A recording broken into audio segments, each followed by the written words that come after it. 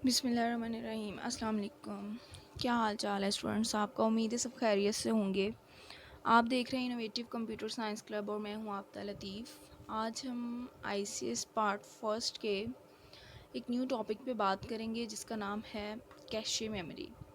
इससे पिछले टॉपिक में हमने मेमोरी पे बात की जिसमें हमने रैम रैंडम एक्सेस मेमोरी और उसमें दो तरह की जो टेक्निक्स इस्तेमाल की जाती हैं एस रैम और डी रैम उन पे बात की।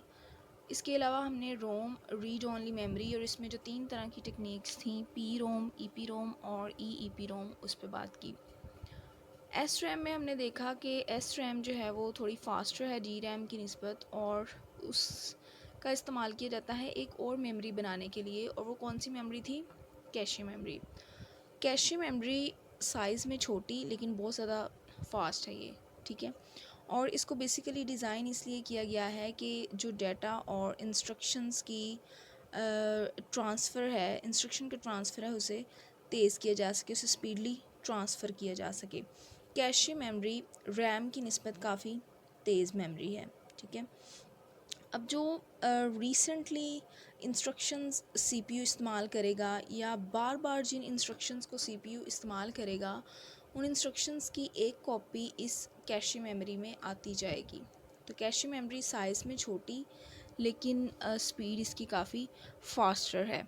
अब अगर कैशे मेमोरी की वर्किंग को इस डायग्राम में देखें तो हम ये देखते हैं कि सीपीयू को जब कोई डाटा या इंस्ट्रक्शन चाहिए तो वो पहले रैम से लेगा। ये देख रहे हैं आप, ठीक है। सीपीयू पहले रैम से राब्ता करेगा और रैम से वो डाटा और इंस्ट्रक्शंस लेगा। अब जो इंस्ट्रक्शन सीपीयू ने रैम से ली है उसकी एक कॉपी इस कैशे मेमोरी में आ जाएगी। नेक्स्ट टाइम जब सीपीयू को वही डाटा या वही इंस्ट्रक्शन दोबारा से चाहिए होगी तो वो रैम में जाने की बजाय इस कैशे के पास आएगा और कैशे से वो डाटा लेगा, ठीक है। रिसेंटली जो इंस्ट्रक्शंस या जो डाटा इस्तेमाल किया होगा सीपीयू ने, ये जिस डाटा को वो बार बार इस्तेमाल करेगा उस डाटा की एक कॉपी इस कैशे मेमोरी में आ जाएगी और नेक्स्ट टाइम जब सीपीयू को वही डाटा चाहिए होगा तो वो रैम में जाने की बजाय इस कैशे से रब्ता करेगा। तो अगर आप देखें डिस्टेंस कवर हो रहा है। अगर फ़र्ज़ करें कि कैशे सीपीयू को रैम तक आने के लिए 5 सेकंड चाहिए थे तो कैशे जो है कैशे में आने के लिए इसको 2 सेकंड लग जाएंगे। तो इस तरह कैशे की स्पीड तेज़ है रैम की निस्बत। उम्मीद है आपको इस डायग्राम की समझ आई होगी। मैं एक दफ़ा फिर बता दूं कि कैशे मेमोरी साइज़ में छोटी लेकिन काफ़ी फास्टर है। इसका इस्तेमाल इसलिए किया जाता है कि जो डाटा और इंस्ट्रक्शंस हैं उनकी ट्रांसफ़र स्पीड जो है उसको इंक्रीज़ किया जा सके।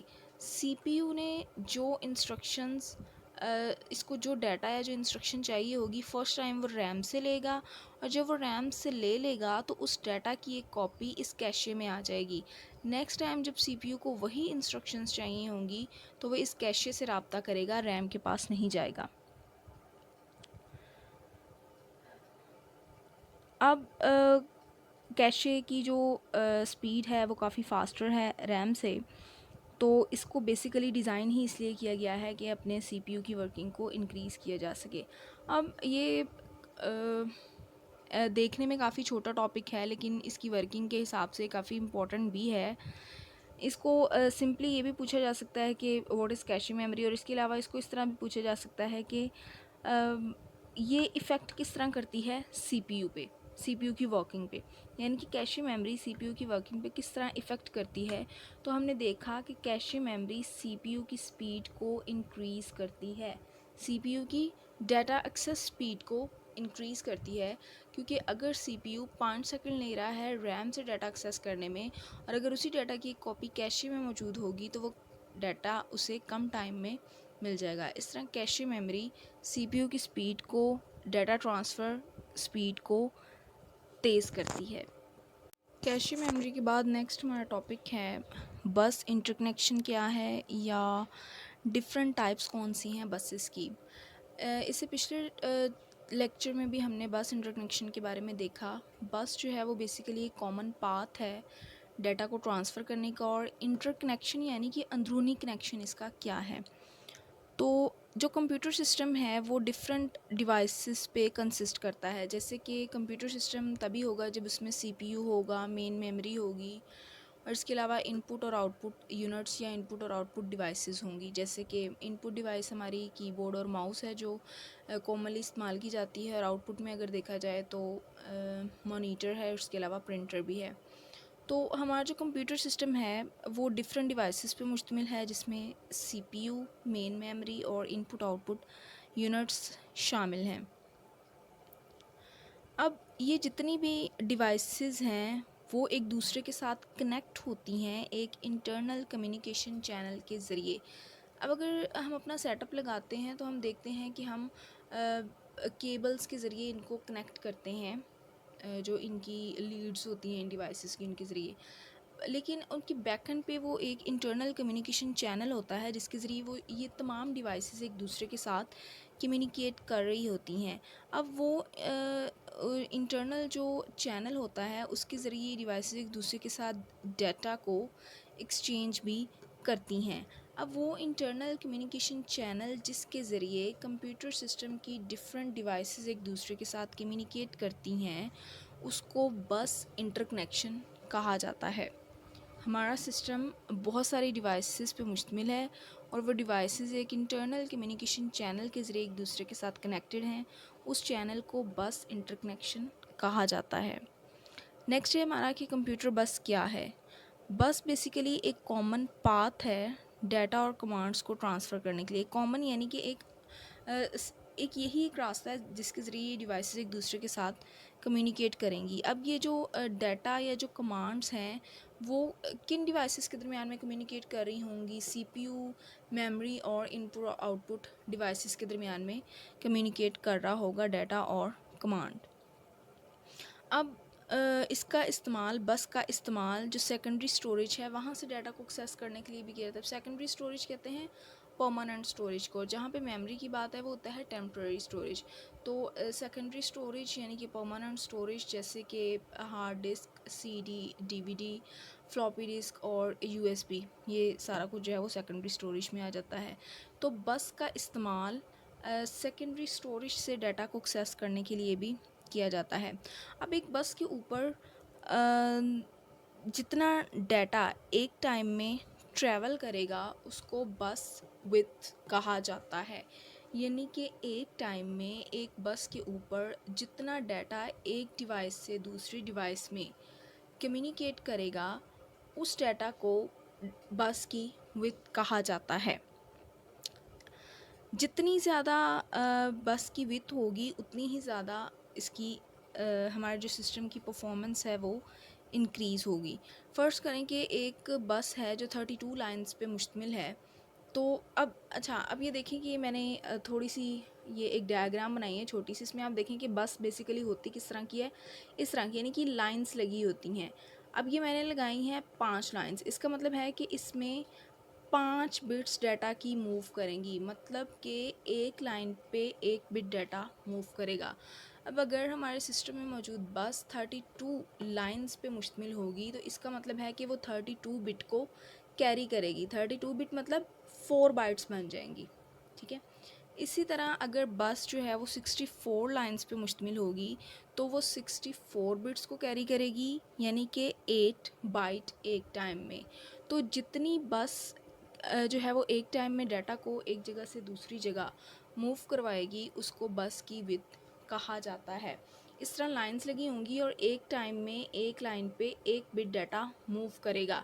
तो अगर 32 लाइंस होंगी तो उसमें 32 बिट डाटा मूव करेगा, और अगर 64 होगी तो उसमें 64 बिट डाटा मूव करेगा। तो बेसिकली ये कॉमन पाथ है जिसके ज़रिए कंप्यूटर की डिफरेंट डिवाइसेस एक दूसरे के साथ डाटा को एक्सचेंज करती हैं। कंप्यूटर बस की जो है वो मज़ीद 2 टाइप्स हैं। अगर हम देखें तो सबसे पहले है सिस्टम बसेस और नेक्स्ट है एक्सपेंशन बसेस। सिस्टम बसेस चूँकि इसके नाम से पता चल रहा है कि ये सिस्टम की बसेस हैं और ये बेसिकली कनेक्ट करती हैं सीपीयू को मेन मेमोरी के साथ। यानी कि जो सिस्टम के मेन कंपोनेंट्स होंगे ये इनके दरमियान कम्युनिकेट करवाती है। तो मेन कंपोनेंट्स कौन से हैं? सीपीयू और मेन मेमोरी। तो सिस्टम बसेस डाटा और इंस्ट्रक्शंस को ट्रांसफ़र करवाती हैं सीपीयू और मेन मेमोरी के दरमियान में। सिस्टम बसेस मदरबोर्ड का हिस्सा होती हैं और कंप्यूटर सिस्टम में मोस्टली जो सिस्टम बसेस हैं वो 70 to 100 लाइंस पे डिपेंड करती हैं। अब 70 to 100 लाइंस का मतलब ये है कि ये एक टाइम में 70 से लेके 100 बिट डाटा ट्रांसफ़र कर सकती हैं। तो सिस्टम बसेस सिस्टम के मेन कंपोनेंट्स के दरमियान में कम्युनिकेट करवाती हैं, और वो कंपोनेंट्स सीपीयू और मेन मेमोरी हैं। मदरबोर्ड के ऊपर प्लेस होती हैं ये भी, और 70 to 100 लाइंस पे डिपेंड करती हैं, यानी 70 to 100 बिट डाटा एक टाइम में मूव करवाती हैं। सिस्टम बसेस की फ़र्दर 3 टाइप्स हैं: डाटा बस, एड्रेस बस और कंट्रोल बस। डाटा बस, इसके नाम से आइडिया हो रहा है कि ये डाटा को एक जगह से दूसरी जगह लेके जाएगी। एड्रेस बस उस डाटा का एड्रेस प्रोवाइड करेगी कि किस जगह पे लेके जाना है। और कंट्रोल बस, चूँकि नाम से पता चल रहा है कि इन दोनों की परफॉर्मेंस को, वर्किंग को कंट्रोल करेगी। तो कंप्यूटर बस में सबसे पहले हमने देखी सिस्टम बस। नेक्स्ट है एक्सपेंशन बसेस। एक्सपेंशन यानी कि एक्सपैंड, मतलब कि परफॉर्मेंस को थोड़ा सा बढ़ा देना।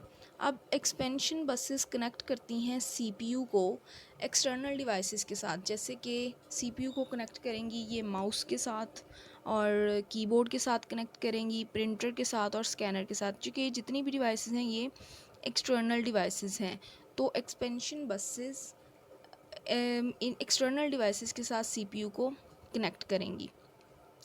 Expansion buses mostly 16 to 64 bits wides होती हैं, यानी कि ये एक टाइम में 16 से लेके 64 बिट तक डाटा एक जगह से दूसरी जगह मूव करवा सकती हैं, और ये भी मदरबोर्ड के ऊपर ही प्लेस होती हैं। अब जो बसेस हैं वो सीपीयू को एक्सपेंशन स्लॉट जो कि मदरबोर्ड के ऊपर लगा होता है उसके ज़रिए कनेक्ट करती हैं एक्सटर्नल डिवाइसेस के साथ। ये बसेस सीपीयू को एक एक्सपेंशन स्लॉट के ज़रिए, वो एक्सपेंशन स्लॉट कहाँ पे लगी होती है? मदरबोर्ड पे। उसके ज़रिए सीपीयू को एक्सटर्नल डिवाइसेस के साथ कनेक्ट करता है। अब एक्सपेंशन बसेस इनकी जो ट्रांसफ़र स्पीड है वो काफ़ी फास्टर है और काफ़ी वाइडर भी होती हैं, इसलिए ज़्यादा ट्रांसफ़र रेट जहाँ पे चाहिए होता है वहाँ पे इन एक्सपेंशन बसेस का इस्तेमाल किया जाता है। तो कंप्यूटर बस में हमने 2 टाइप्स देखी, सिस्टम बस और एक्सपेंशन बस। अब हम सिस्टम बसेस की जो फर्दर टाइप्स हैं उन पे बात करते हैं, जिसमें सबसे पहले आती है डाटा बस। डाटा बस का इस्तेमाल किया जाता है डाटा को ट्रांसफ़र करने के लिए कंप्यूटर के डिफरेंट कंपोनेंट्स के दरमियान में। जैसे कि डाटा हम इंस्ट्रक्शन ट्रांसफ़र कर सकते हैं मेमोरी से सीपीयू में, वो इसलिए क्योंकि सीपीयू ने उन्हें एग्जीक्यूट करना है। तो ये बसेस जो इंस्ट्रक्शंस को मेमोरी से उठा के सीपीयू में ले जाएंगी ताकि उन पे फ़र्दर किसी तरह की एग्जीक्यूशन की जा सके। इसके अलावा ये डाटा को ट्रांसफ़र करती हैं मेमोरी और इनपुट आउटपुट जो ऑपरेशंस हैं उनके दरमियान में। अब जो डाटा बस है वो बाई डायरेक्शनल बस है। बाई का मतलब होता है दो यानी दोनों साइड्स पे। अगर आप इस साइन को देखें तो इसमें इधर भी एरो है और उधर भी, इसका मतलब है कि डाटा दोनों साइड पे मूव करेगा। कैसे कि सीपीयू डाटा को रीड करेगा मेमोरी से, और इसके अलावा सीपीयू डाटा को राइट भी करेगा मेमोरी में। तो इस तरह सीपीयू डाटा बस का इस्तेमाल करते हुए डाटा को रीड भी कर रहा है और राइट भी कर रहा है, इसलिए ये बाई डायरेक्शनल बस है, यानी कि दोनों तरफ मूव करेगी, दोनों तरफ एग्जीक्यूशन करेगी इसकी। उसके बाद है एड्रेस बस। एड्रेस बस जो है ये जो सिस्टम के डिफरेंट कंपोनेंट्स हैं वो एक दूसरे के साथ बसेस के ज़रिए ही कनेक्टेड हैं। अब हर कंपोनेंट को एक यूनिक आईडी असाइन की जाती है। अब जैसे हम देखें कि हम हमारे जो आईडी कार्ड हैं उनमें हमारा जो CNIC नंबर है वो सबका यूनिक है, किसी का भी सेम नहीं है। तो वो आईडी कार्ड जो CNIC नंबर है वो हमारी आइडेंटिफिकेशन करता है, और इसके अलावा हमारे जो हाउस नंबर है, हमारा जो एड्रेस है वो भी हमारी आइडेंटिफिकेशन करता है। इस तरह एड्रेस बस में एड्रेस बस क्या करती है कि सिस्टम के डिफरेंट कंपोनेंट्स एक दूसरे के साथ कनेक्टेड हैं। हर कंपोनेंट को एक यूनिक आईडी असाइन कर दी गई है। उस आईडी को उस कंपोनेंट का एड्रेस कहा जाता है। ठीक है। अब अगर कोई एक कंपोनेंट किसी दूसरे कंपोनेंट के साथ कम्युनिकेट करना चाह रहा है तो वो उस एड्रेस बस का इस्तेमाल करेगा और उसके ऊपर इसका एड्रेस डालेगा। फॉर एग्ज़ाम्पल, आप अपनी फ्रेंड को कोई गिफ्ट सेंड करना चाह रही हैं, TCS करवाना चाह रही हैं, कोई कुरियर सर्विस, ठीक है। तो आप क्या करेंगी, सबसे पहले आपके पास क्या होना चाहिए, वो चीज़ होनी चाहिए, वो गिफ्ट होना चाहिए जो आपने उसे सेंड करना है। उस गिफ्ट को आप डाटा कह सकते हैं, क्योंकि वो चीज़ आपने ट्रांसफ़र करवानी है ना। उसके बाद आप जब उसे सेंड करेंगे तो उस पर उसका एड्रेस भी लिखेंगे, तो वो क्या हो जाएगा, एड्रेस बस। क्योंकि अगर आप एड्रेस नहीं लिखेंगे तो कैसे पता चलेगा कि चीज़ ने कहाँ से कहाँ जाना है। तो इसलिए एड्रेस बस जो है वो यूनी डायरेक्शनल बस है। यूनी का मतलब है कि वन साइडेड, और ये एक तरफ मूव करेगी एक टाइम में, यानी कि इंफॉर्मेशन को, डाटा को एक डायरेक्शन में मूव करवाएगी ये। तो डाटा बस बाई डायरेक्शनल बस है जो दोनों साइड्स पर डाटा को मूव करवाएगी, जबकि एड्रेस बस यूनी डायरेक्शनल बस है जो एक साइड पे डाटा को मूव करवाएगी। अब ये इसका प्रोसेस क्या है डाटा को पुट करने का, सबसे पहले क्या किया जाएगा, बस पे डाटा डाला जाएगा। उस डाटा के साथ जो रिसिपिएंट डिवाइस होगी, रिसिपिएंट जो रिसीवर यानी कि जो रिसीव करने वाली डिवाइस होगी, उसका एड्रेस पुट किया जाएगा और डाटा को सेंड कर दिया जाएगा। अब वो डाटा बस उस डाटा को मुतलका डिवाइस के पास लेके जाएगी, मुतलका कंपोनेंट के पास लेके जाएगी। अब वहाँ पे जाके उधर मौजूद डाटा को रीड किया जाएगा और उस पर जो फंक्शन परफॉर्म करना होगा वो परफॉर्म किया जाएगा। नेक्स्ट जो सिस्टम बस की टाइप है वो है control bus. Control bus basically commands या कंट्रोल सिग्नल्स एक कंपोनेंट से दूसरे कंपोनेंट में ट्रांसफ़र करती है। फ़र्ज़ करें कि CPU डाटा को रीड करना चाह रहा है मेन मेमोरी से, तो वो मेमोरी को एक कमांड सिग्नल सेंड करेगा जिसे मेमोरी रीड कमांड कहा जाएगा। तो मकसद ये कि जब किसी भी कंपोनेंट ने कोई फंक्शन परफॉर्म करना होगा तो वो जो कमांड्स जनरेट की जाएंगी वो एक कंट्रोल बस के ज़रिए जनरेट की जाएंगी। CPU ने जब मेन मेमोरी से डाटा को रीड करना है तो वो कंट्रोल बस के ज़रिए मेमोरी रीड कमांड को सेंड करेगा मेन मेमोरी को। अब अगर कंट्रोल बस जो है वो ट्रांसमिट करेगा, जो मेन मेमोरी ने अगर उसे परमिशन देनी होगी डाटा को रीड करने की, तो वो भी एक कंट्रोल सिग्नल सेंड करेगी कंट्रोल बस के ज़रिए। उस सिग्नल को एक्नॉलेजमेंट कहा जाता है। अच्छा, अगर इस एक्नॉलेजमेंट के लफ्ज़ी मतलब पे जाएं तो इसका मतलब है यकीन दहानी, यानी साबित करना कि कोई चीज़ है कि नहीं है। इसको इस तरह ले सकते हैं कि फ़र्ज़ करें हम जब टेक्स्ट मैसेज सेंड करते हैं किसी को तो हमें आइडिया है कि उसके 2 से 3 सेकंड के अंदर अंदर एक इस तरह का साइन अपीयर हो जाता है, टिक का साइन अपीयर हो जाता है। तो इस साइन का मतलब है कि ये एक पॉजिटिव एक्नॉलेजमेंट है जो हमें ये बताएगा कि मैसेज जो है वो डिलीवर हो चुका है। अब अगर उससे 1-2 सेकंड से ज़्यादा का टाइम लग जाए तो हमें आइडिया हो जाता है कि मैसेज जो है वो सेंड नहीं हो रहा।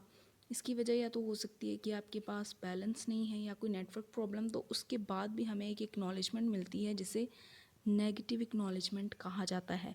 तो एक्नॉलेजमेंट का बेसिकली मकसद है, मतलब है यकीन दहानी करवाना कि चीज़ मिली या नहीं मिली। इस तरह जब CPU ने डाटा को रीड करना है मेन मेमोरी से तो वो मेन मेमोरी को एक सिग्नल जारी करेगा, उस सिग्नल को मेमोरी रीड कमांड कहा जाएगा।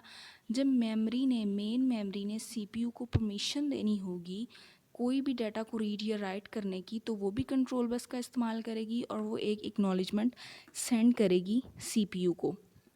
अब जो कंट्रोल सिग्नल है उसमें बेसिकली 2 चीज़ें पाई जाती हैं, एक टाइमिंग इन्फॉर्मेशन और दूसरी है कमांड सिग्नल। टाइमिंग इन्फॉर्मेशन ये बताएगी कि एक डिवाइस कितना टाइम लेती है डाटा और एड्रेस को एक जगह से दूसरी जगह लेके जाने में, और कमांड सिग्नल ये बताएगा कि उस डाटा के ऊपर ऑपरेशन कौन सा परफॉर्म किया जा रहा है। तो ये आज हमने पहले कैशे मेमोरी पे बात की, फिर बस इंटरकनेक्शन जिसमें कंप्यूटर की बसेस देखी जो 2 थीं, सिस्टम बस और एक्सपेंशन बस, और फिर हमने मज़ीद सिस्टम बसेस की 3 टाइप्स पढ़ी जिसमें एक डाटा बस, एड्रेस बस और कंट्रोल बस था। उम्मीद है आपको आज का लेक्चर समझ आया होगा। अगर आपको मेरा लेक्चर अच्छा लगे तो ज़रूर लाइक कीजिएगा। अगर आपका कोई क्वेश्चन हो तो कमेंट में पूछिएगा, और अगर आप अभी मेरे चैनल पे नए आए हैं तो इसे ज़रूर सब्सक्राइब करिएगा। अपना और अपने प्यारों का बहुत सा ख्याल रखिएगा। अल्लाह हाफ़िज़।